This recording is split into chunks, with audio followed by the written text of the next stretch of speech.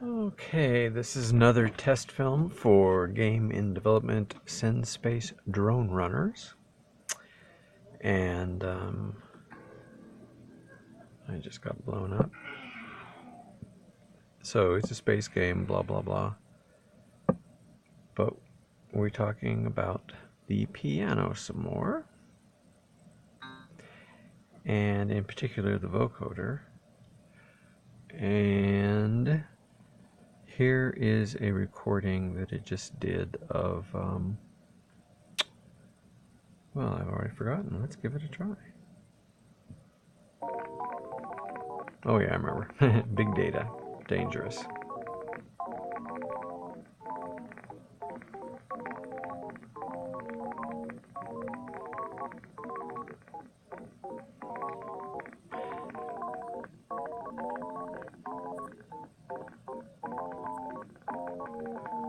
Note the chord ribbon.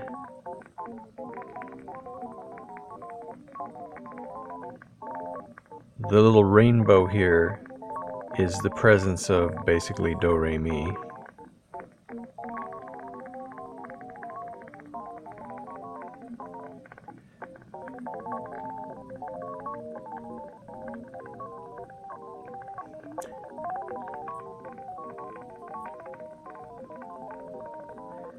It's playing a series of spectrums, one after the other. We're currently at 1000 out of 6600.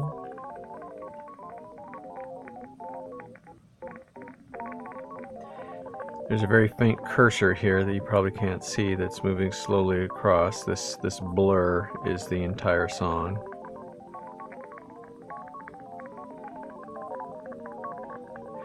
This piano keyboard represents the MIDI note frequencies.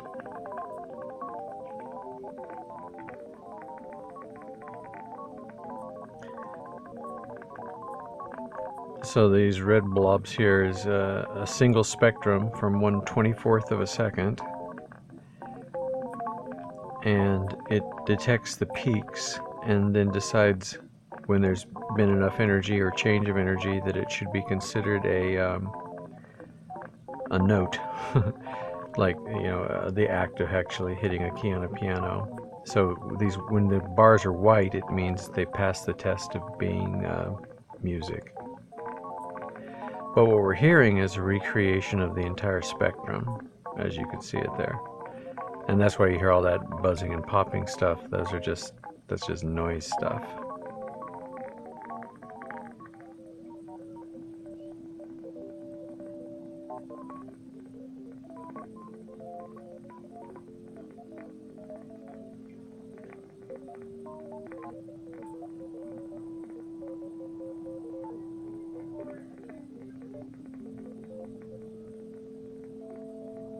It'd be good to still pause that and see if those chords were right. But using, you know, red for C, basically the C, D, E, F, G, A, B is the order of the musical notes, and then Roy G. Biv, red, orange, yellow, green, indigo, blue, violet. Blue, indigo, violet is the order of the rainbow. So that's how you know which color is which note. And it doesn't matter what octave it was in. If there was a C in any octave, you get some red energy.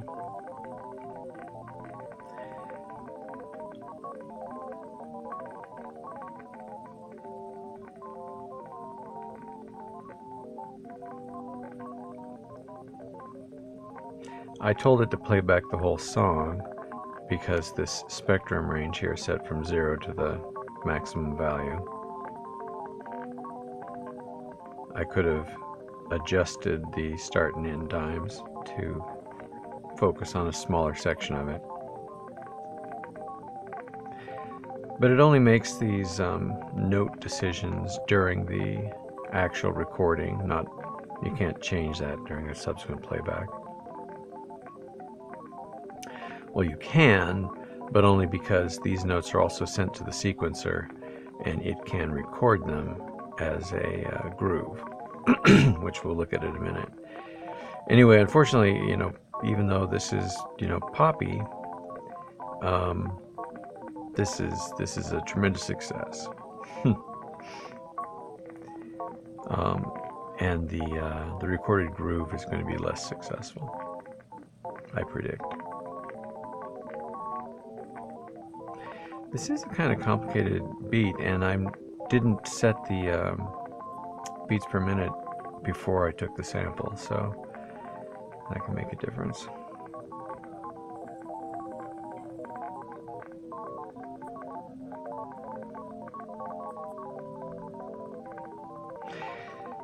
Through earbuds where you can hear the low frequencies, you can actually hear the beat now, which is an improvement.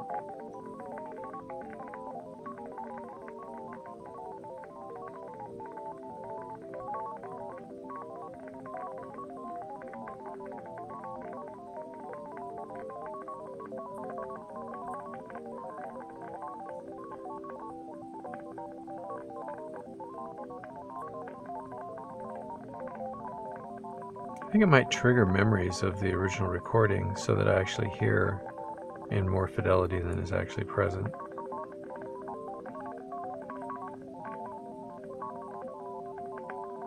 Like you can almost make out words, but I suspect you can't really. Okay, so that's what that sounds like.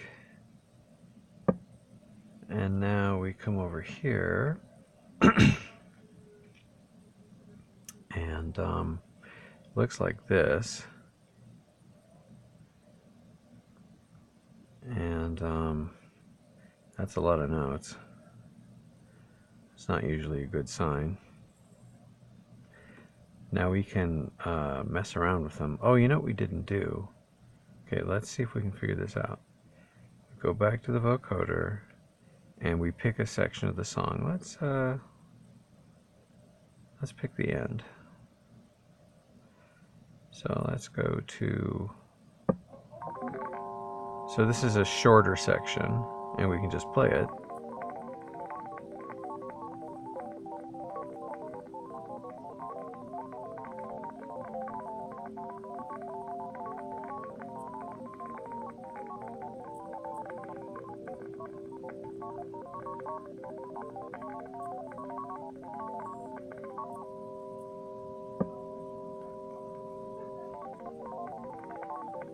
What I'm trying to figure out is what key it ends in, and then guess that that's the key it's in. It's a lot of C's, so it's probably more of an A minor than a C major, but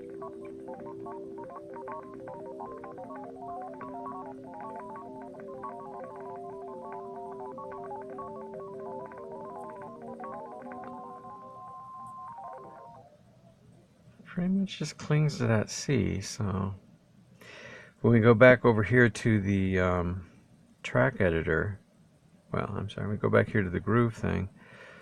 It's set to C major right now. So now we come over here, and this little piano keyboard here. Well, the little piano keyboard is more or less what you would normally expect to see on a piano, but the grayed out, the darkened gray areas, the darkened bands here are the black keys for the selected key. So if I were in the key of D flat major, then the tracks editor, you see these no longer line up with the black keys.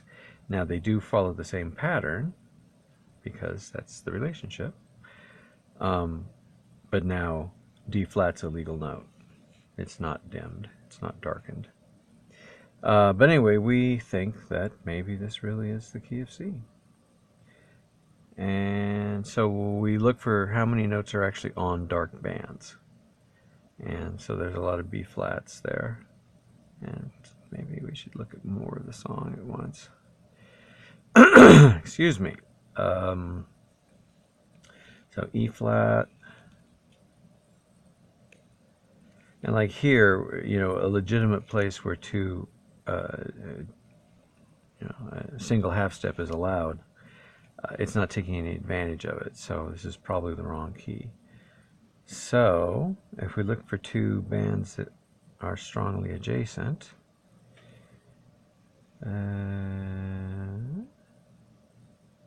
Maybe. Well, between A flat and B flat. Not really very satisfying though. And then here between C and D flat.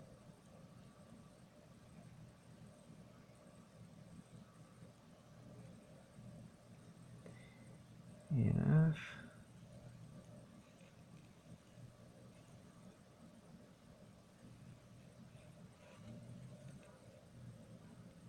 Well, I don't know. I don't have a clear answer, so I'll just leave it like this. So we'll play it, and of course it looks like it's going to sound like crap. Oh, what instrument's it going to be? Oh, I'd like to replace that. Let me I just made an instrument for this purpose. Sine wave. Oh, did I not save it? That would be just like me. Yeah, I think I did not save it. Well, we'll use this. And how will we do it? No, we can't. Okay, so we're making an instrument real quick here. So this is just a single oscillator. It's set to sine wave mode. It's not distorted. It's set to a relative frequency offset of 0 half steps from whatever key you hold down. And its output goes to the mixer. And we have a new thing here where this thing here turns the oscilloscope on and off. That's old. But notice it now says mixer, showing that the oscilloscope is actually showing you the mixer output. If I just tap on oscillator 2, for example, it switches to oscillator 2, and now it's showing me oscillator 2's output. If I switch to oscillator 1, so I'm not quite sure why these guys have. Right, don't worry about that. Here. They don't have an output, so it doesn't add to the buffer, so it's displaying the contents of the buffer, so it doesn't change. Sorry. Anyway, so we created this instrument, and now we need to use the clone feature, and we're going to call it, oh, but we haven't done it yet, no. Okay, the only other thing we want to set is we want to set the envelope used, and we'll have it come up kind of slow, and we won't go super loud, and then when we're let down, we'll kind of come down gently. And the idea is when we play back that song, we're going to be playing a whole bunch of these notes over and over and over again, and we need them to kind of work together. Probably shouldn't be this loud. Okay, so let's just go with that, and we'll say clone, and we'll say sine wave smoothed, clone it, and it's added to the list, and it becomes our new instrument, our selected instrument. So now we go back to our song, and we push the band, and I think we want to replace, well, let's just, first to be safe, let's replace all of these. What this screen is doing is when you recorded the song in the first place, it assigned instruments based upon what instruments were selected when a track was recorded. And that information is recorded with the groove in this little table of all the instruments used in this groove. Oh, excuse me. But you may want to hear the same song played by different instruments, and this allows you to recast the roles to different instruments. Like you may not, somehow something may have gone horribly wrong, and you may not have some instruments. And so you might just need to supply different instruments. Anyway, that's how you do it on the band tab. So now we go back to here, and we go to here, and here it goes.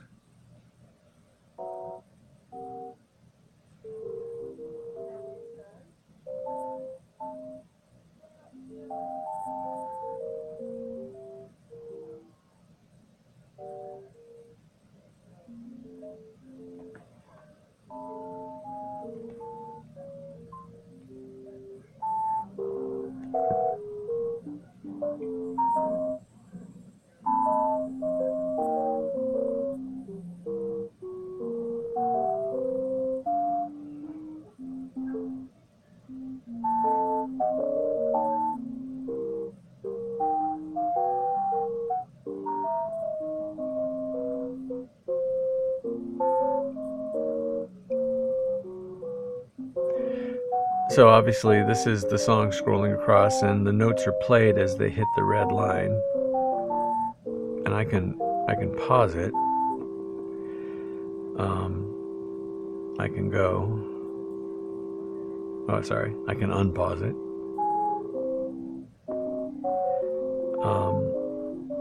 This plus and minus is really showing me more or less of the song. So if I want to say plus, it actually shows me more of the song. So that might be backwards. I'm not sure yet. It feels a little backwards now. Felt forwards when I did it.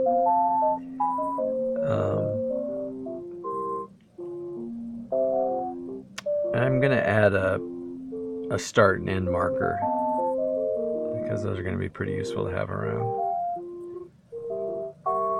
Now, can I do this? Let's see. Okay, normally I wouldn't be playing it at the same time that I would possibly be editing the notes, but let's say for a moment, that note there, I just selected it. You can drag select any group of notes you want. And then whatever you've got selected, this red button here becomes a proxy. I'm going to select just these three. Okay. This red button here becomes a proxy for the current selection. So if I touch it and slide upwards, it will move these three notes upwards.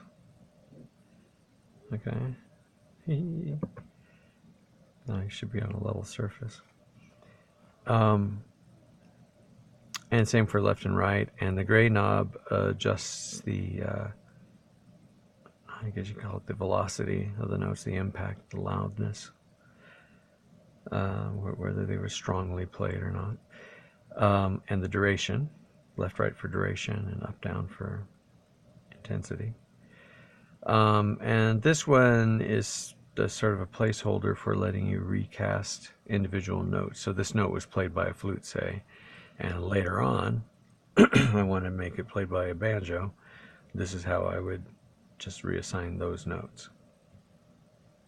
And I don't know that that's necessarily how I want to do that. I mean, that might really be more of a track kind of thing.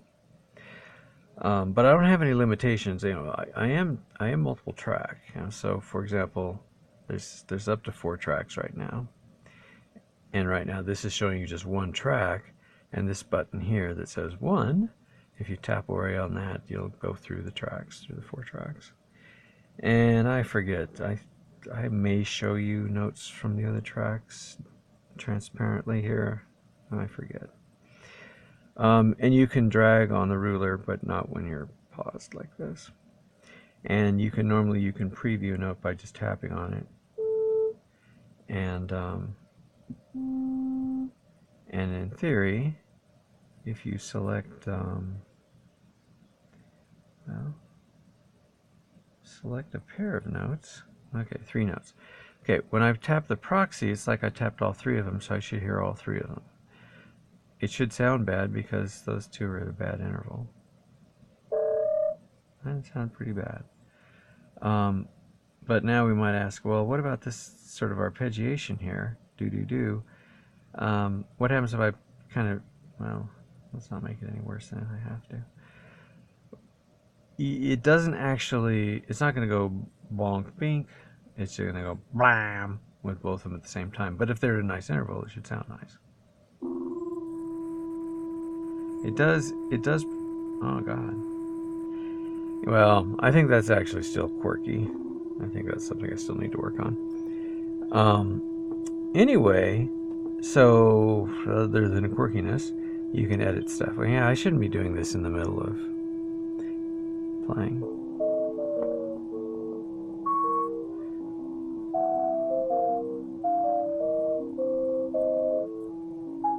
That stuck note will clear eventually.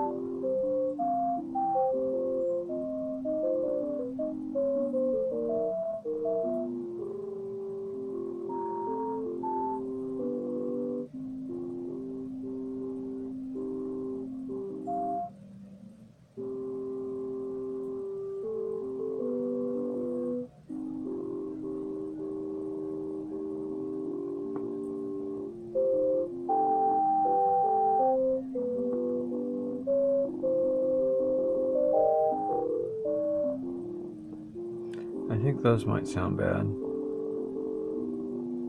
No?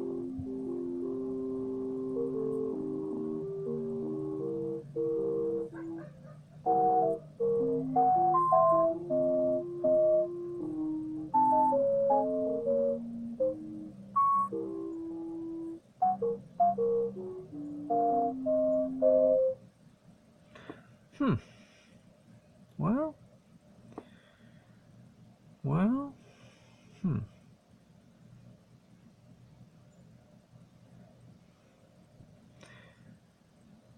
Clean that up.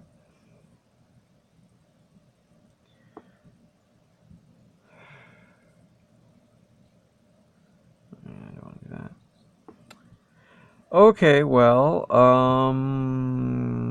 what else is of any interest whatsoever here? Haven't done anything with loops for a while.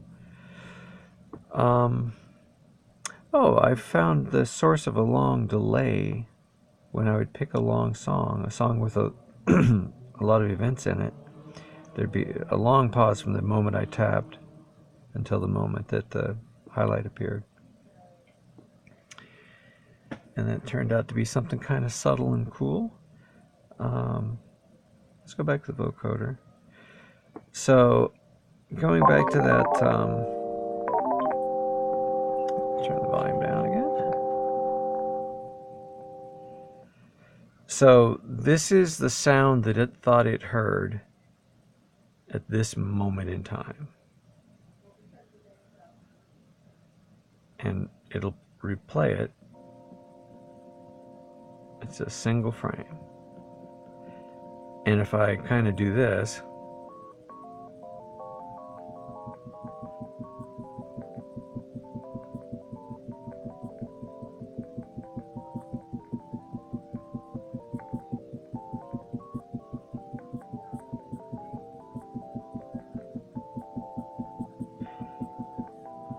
and you can see these white peaks coming and going, that there's these dark red peaks and there's these white peaks.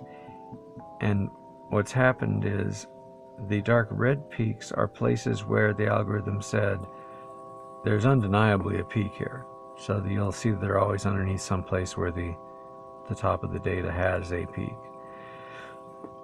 But then there's some suppression algorithms applied so that, like, if there's a strong signal here on this C, then that will apply a negative pressure on C an octave above and a little less on C 2 octaves above and a little less on C 3 octaves above, etc. Because otherwise you'll get C's all up and down the scale here that aren't truly representing a note that was played. It's just a single note having a rich harmonic content would show up as multiple peaks on this scale.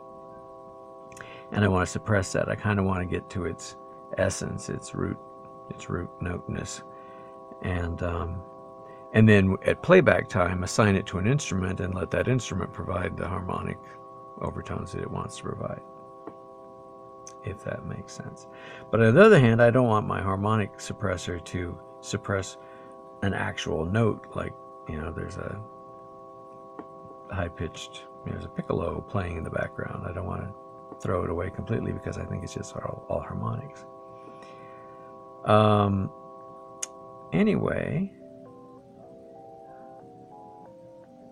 it's kind of nice that the chord ribbon still seems to work while I'm doing it this way.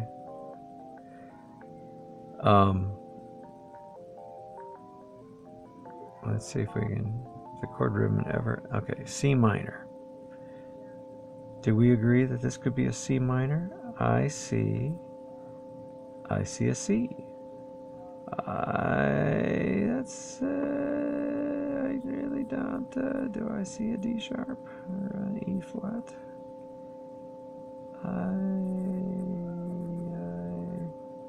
I don't really see an E flat.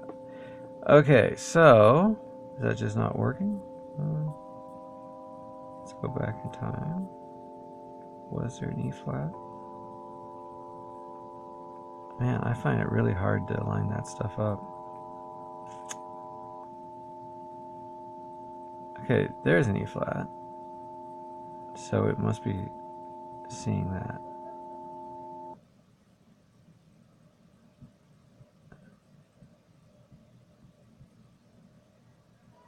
Okay. Okay, so it had seen an E flat. And then that came, it got pretty big, but it was never really dominant. And then it hung on. Oh no, that's me. Let's go back again. Let's do that again. Okay, so it came on, it had a pulse, and then boom, it went away.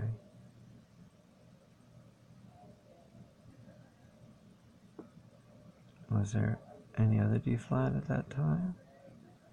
No, we lost the D flat. So this C minor, you know, I've been saying D flat, and of course I really mean D sharp or E flat. So now let's go back to that one I was pointing at before.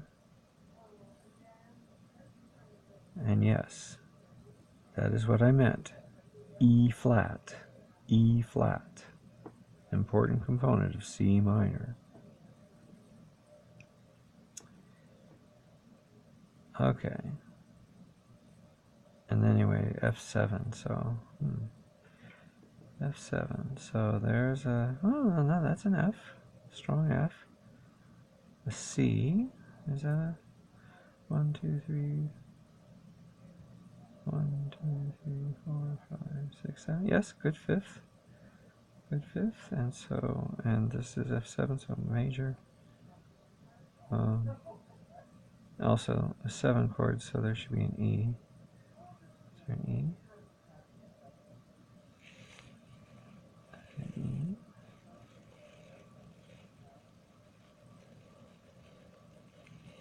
No, I don't see an E. Anyway, that's good enough. Not completely wrong. It might be a little wrong.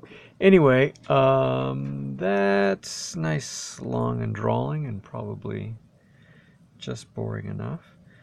Let's just go back to appreciating the miraculous rhythms that are big data dangerous.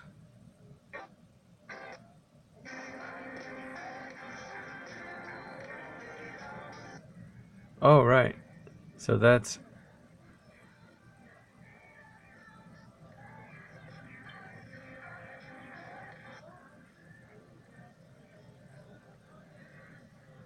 I don't think that's what we think it is.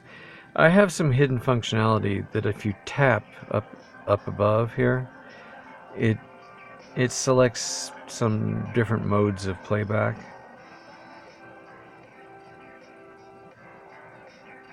And I don't believe that this is the spectral mode.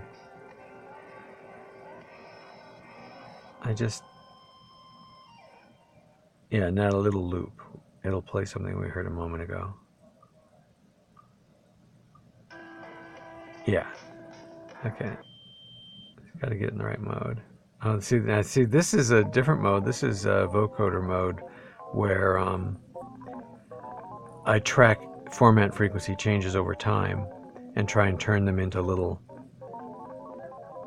Well, it's interesting. Anyway, but that is the spectral playback.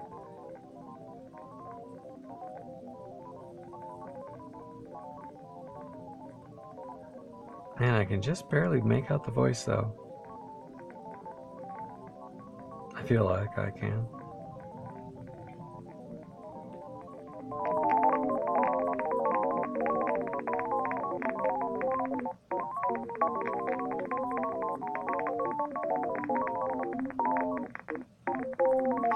Now, you're probably wondering what the point is, and I don't know that there is any, but the idea is that you might sit here with your recorder or guitar or piano or whatever and not have a fancy, MIDI setup, and you might want to just play some notes and have them get recorded, and then do, just a little manipulation to, oh, this chord would look better there, and these notes should have started here, and these notes over here are just crap. But who knows? Here, I can play the whole song. Does it sound good? I turn the volume down again already. I hope. Yeah. That sounds great. It's like when you're painting and you're mixing colors to to get something nice. You always have to be really careful not to mix too much, because you always get sort of this muddy brown puddle. Which, if that's what you need, that's fantastic. But same thing with sound. If you just throw every sine wave in the book, you get noise. Go figure. Was that it? I guess that's it. I don't know that I had an agenda. I guess I sort of wanted to document how those actual features worked. So maybe I should talk about what these buttons do. So if you're in piano key mode, then it analyzes the spectrums as if they were medium musical note frequencies, and it generates those white bars that are like touches on the piano keyboard, automatic piano keyboard touches. If you turn that off, however, then you're actually in voice mode, and so it assumes that instead of the full 128 notes of MIDI frequencies, 10 octaves, which of course is unrealistic and you would never use. That's why that's why everything you see is just in that range. Don't touch that. Instead, the same graph is stretched over just the 4 kilohertz or so of the human sounds, and so it's actually a higher precision spectrum than for the music, but it's still just sampling 24 times a second the individual spectrums, and then to really get good information out of that, you need to track, not only find the peaks in this frame and then find the peaks in this frame, you need to track from frame to frame to frame the same peaks. This peak, you have to sense that it started here, and then as time went by, it went higher or lower in frequency, and so it's not in the same place, it's not in the same bucket from frame to frame, but you have to say to yourself, well, wait a minute, that really is part of the same event. So you have to stitch that together. I wonder, could you see any of that? Yeah, maybe.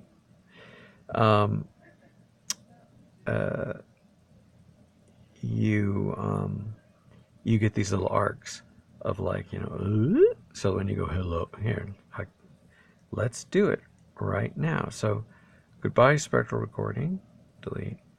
Okay, so I'm in voice mode, so I'm going to do my George Takei hello. Hello, how are you? And so you can see how my format frequencies, and I don't know if it's qualified to call that a format frequency or just a harmonic. I just have really strong harmonics. But during the hello part, actually this may not be true. The actual aspiration might be before the chart. I'm not really sensing that kind of stuff. But anyway, so when I went hello, you can see, okay, so this is displaying it in spectrogram mode, and that's displaying it in format frequency mode. So this is trying to track the format frequencies, and this is just showing me edge on all of these spectrums. So each vertical column of this is one complete spectrum viewed from above, as it were. Oops, excuse me. Hello, how are you? And I had some noise during this playback that I'm too lazy to fix. So there I brought the edges in. So will we hear the H? Hello, how are you? Yeah. Now we have to be careful here.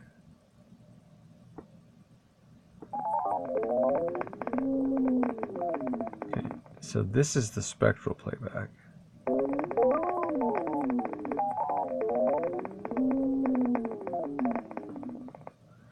Yeah, I have to document my submodes because basically I've forgotten exactly where to tap to turn to what. So that's clearly not a good design.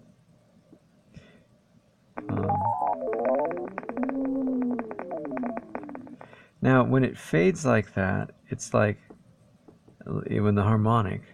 So if this is my fundamental frequency, and then that's a first harmonic, and then these are second, third, and fourth harmonics that are only present during the hello, hello, hello. Like maybe I get more sing-songy and sine wavy, you know, on pitch during the hello.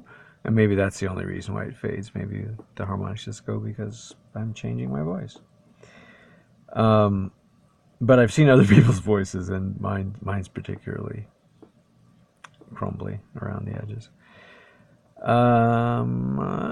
Okay, so let's show that.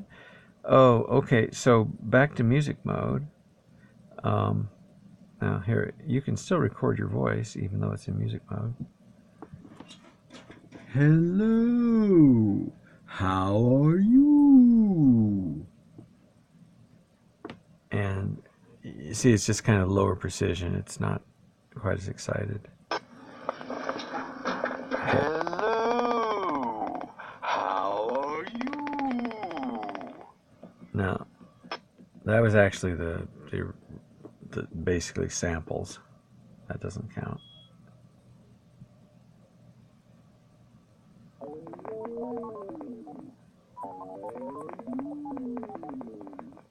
Yeah, so that's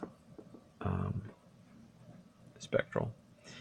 Okay, so anyway, so that actually didn't add anything to the conversation, did it? So this button here is the auto tune. That's supposed to be a little tuning fork. And I don't know if it'll even do anything right now. Let's just see what it does. Hello, how are you? What it's supposed to do is driven by the same key signature that you've configured over here.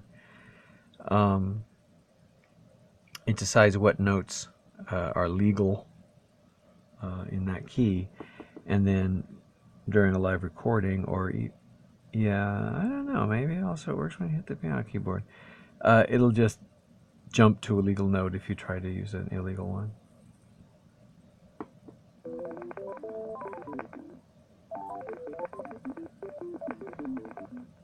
Yeah, so in voice mode it really doesn't make much sense. Actually, what happens if I actually sing? Oh, oh, oh. And I think it does it for each. If there's 3 notes playing simultaneously, they're individually auto-tuned. So that's an interesting thought.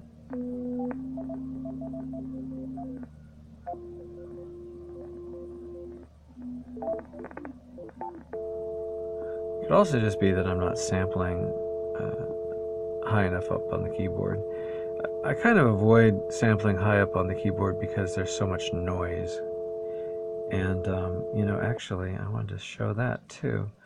So let's record something. And while you're recording, you see the live spectrum, and you see the rhythm stuff, and you see the spectrum count increasing. And you see some numbers over here that might be interesting. But this is my binary search spectrum analyzer, right? So what happens is up here, since it's got, I don't know if you can tell, but there's 2 entries in the first row, 4 in the second row, 8 in the next, 16 in the next, down to the 128 for the piano key notes. And if there's no energy here, I don't bother to look for energy down here. So I save myself looking at these 16 notes just because there was no energy when I looked up here. So I make a series of decisions like that in order to do my spectral analysis as fast as I can.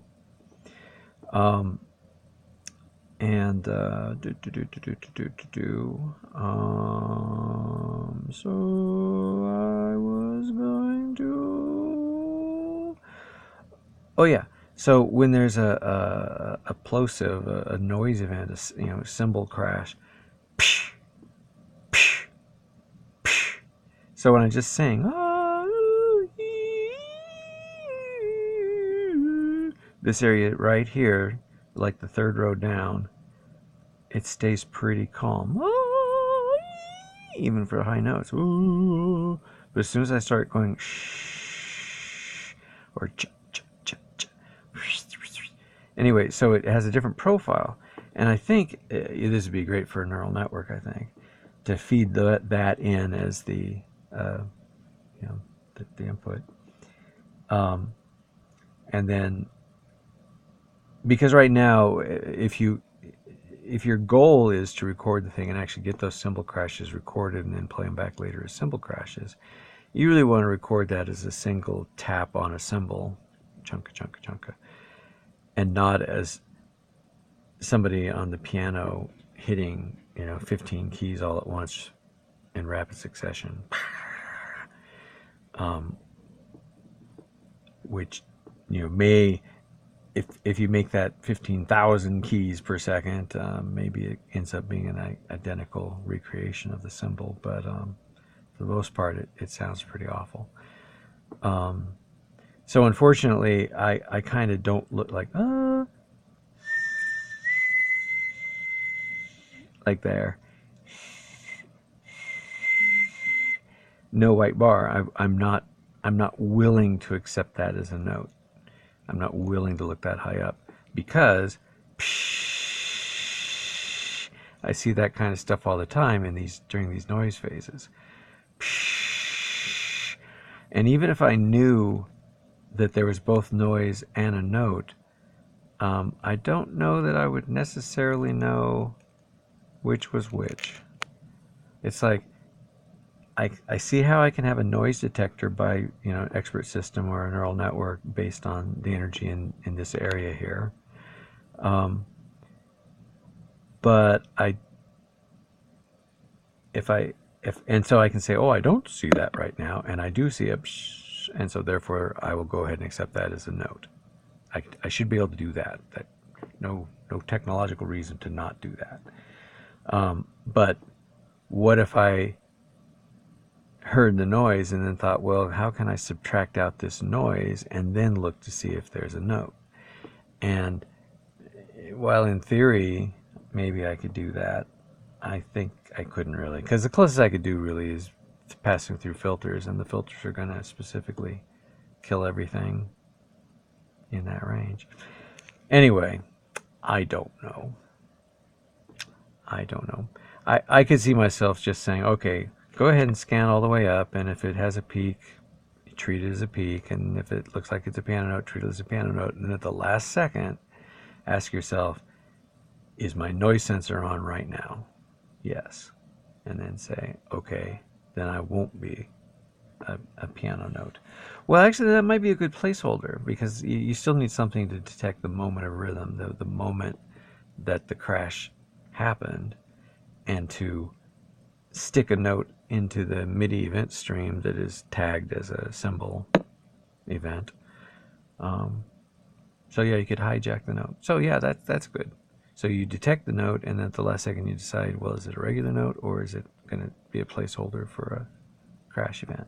And then if it is a placeholder for a crash event, you've got some algorithm for notes that are in the crash spectrum. I'm not going to handle more than one, or I'm only going to handle the absolute loudest one, or some limitation. Otherwise, you get back to that monkeys hitting a billion keys issue. Okay, yeah, I hadn't talked about that, so I'm glad to have that documented. And then finally, this button here, Auto Tune. It's a placeholder. It does various things at various times. I don't even remember what I've got it wired to right now. It does not yet do what I wanted it to do. And did I say Auto Tuner again? Because that's Auto Tune. This is Auto Patch.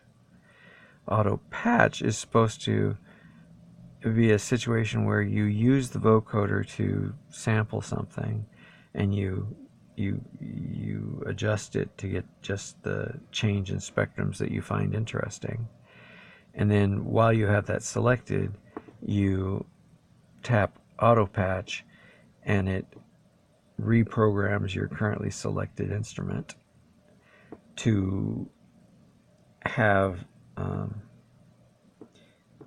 the harmonic components that were present over time in that vocoder recording, and to basically make envelope generators, envelope contours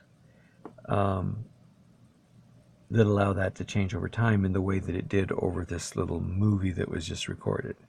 And as long as that recorded movie is so horrible, I haven't had the heart to really pursue that. But on the other hand, it might make a big improvement. And again, my goal isn't really, or shouldn't be, to imitate or duplicate.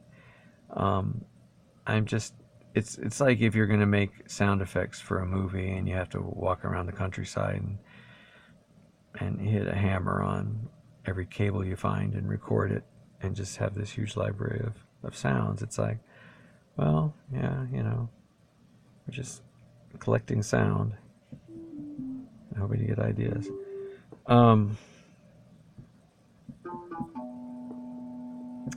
Surely that's... I guess I still haven't really talked about the sequencer itself for a really long time. I still haven't come up to grips with how I really want to handle loops. It's like, is this actually, if I go to play mode, that should actually work. So anyway, oh, yeah. So I've been thinking in terms of like having a drum row, a tom row, and a snare row, and a special effects row kind of thing. And then it's like, have this loop set to play the tom on the first beat of the measure, and this one to be on the second and third beats, and different combinations, but kind of sparse. Each one, as few bits as possible and non-overlapping. And then when you turn them on in combination, you get, interesting rhythms. But that probably it's pretty much the same instrument for several of these loops in a row. So maybe you only need 3. So maybe thinking of it vertical is a better way of thinking about it. Anyway, and then over the course of your song, you just, do it. And if you haven't seen any of the videos on what loops are, then this won't make any sense at all. So this is what loops are.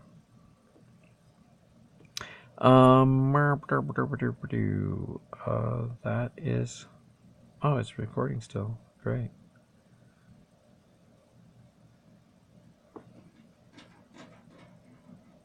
Sounds great. So why do we not hear anything at all, and yet it seems like it recorded something? I don't know. Anyway, that's it. Goodbye. Thank you very much.